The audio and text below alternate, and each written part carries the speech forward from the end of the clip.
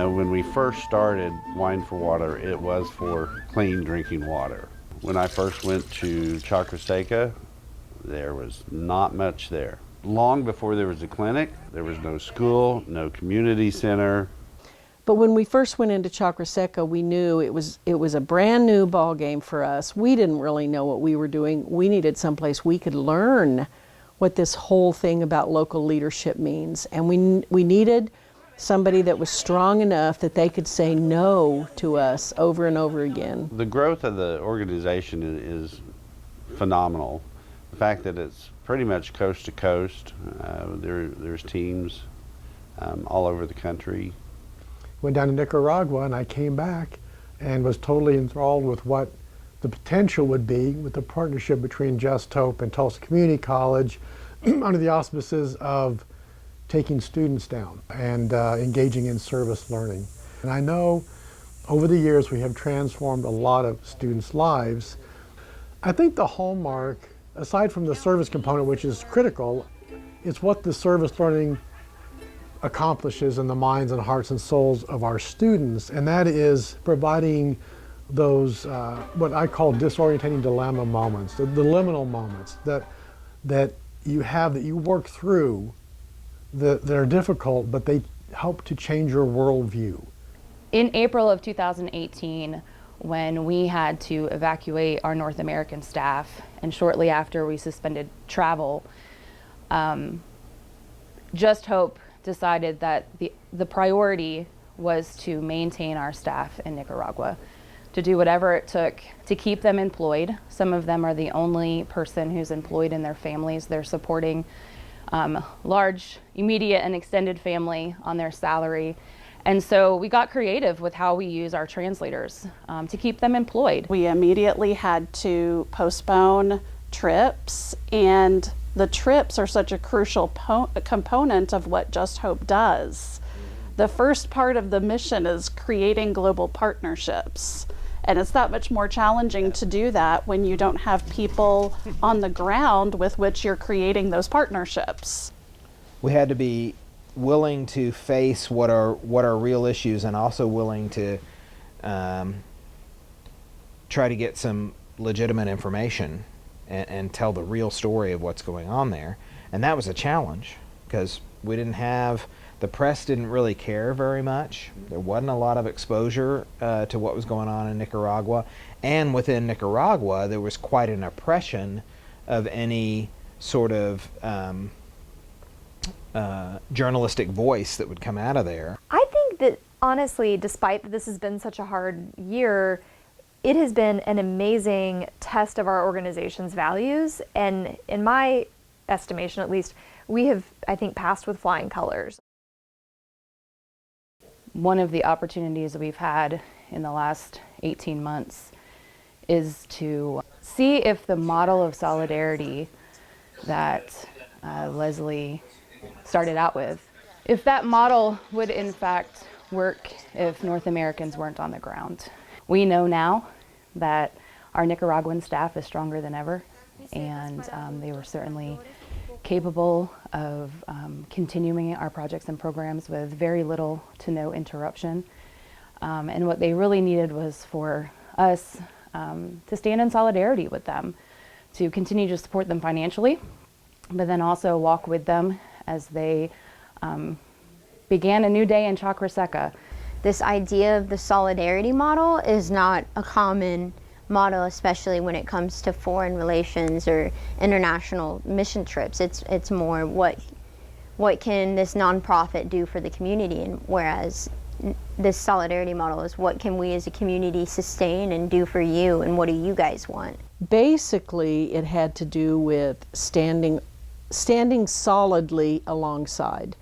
And so that whole solidarity word comes out of the kind of permanence of the standing next to and standing with. And then I had a professor I traveled with a lot from Massachusetts, and his definition of solidarity is that you dream another's dream with them instead of your dream for them.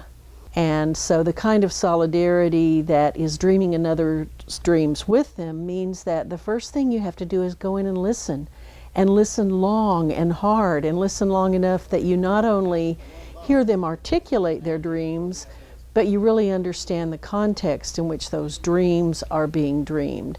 And so we have to think and talk and explore until we come up with something that goes below and beyond the charity model to something much more long-lasting and impactful.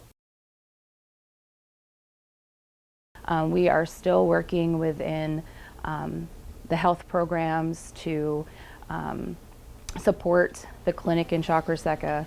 We're supporting La Flor in many of the same ways. That support is primarily financial, but what I know is that there was no interruption in that support, so they are able to purchase pharmaceuticals and medical supplies that they otherwise wouldn't have. Our cultural center has been busier than ever.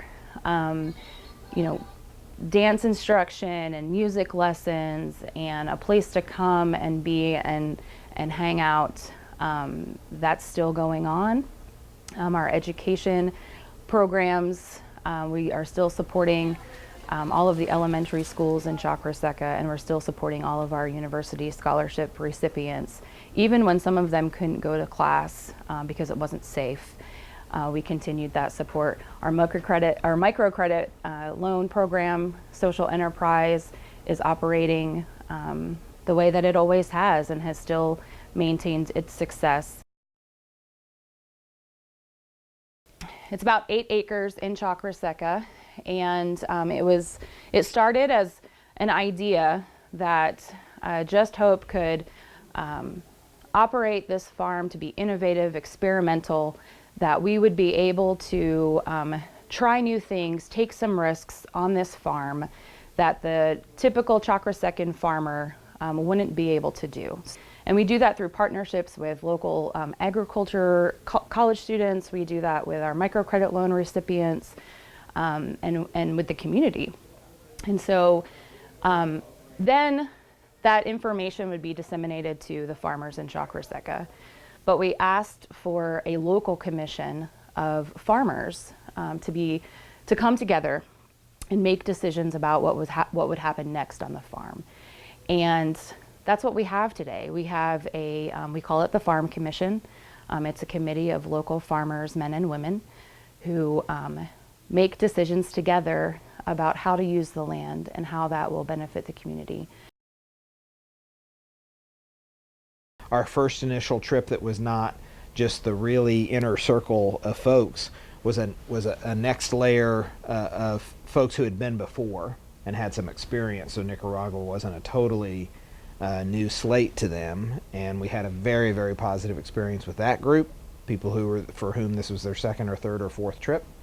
And now we're really looking at feeling very, very good about sending people down for a first trip. And feeling like that's going to be a positive experience for them. We've done some really hard work to shore up JustHope as an institution that is sustainable, both from a governance perspective and a funding perspective. We wanted JustHope to go from being something that was sort of created by Leslie and supported by her friends, to something that was sustainable in the very long term. And so the opportunity for solidarity to be tested the way that it's been tested in the last 18 months is incredible. And it hurts sometimes. And it's heartbreaking sometimes. And what I get so excited about in this solidarity model is that all of the people that I know that are invested in JustHope and JustHope's mission are so willing to show up too. I don't drag anyone's feet into showing up to hear the stories, to continue giving, to support all of the work that we're doing.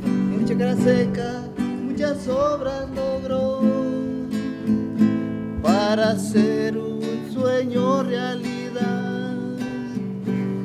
Chacra Seca muchas obras logró y por eso mi mil gracias le doy. Una amiga tú eres para mí, y una amiga no dice adiós.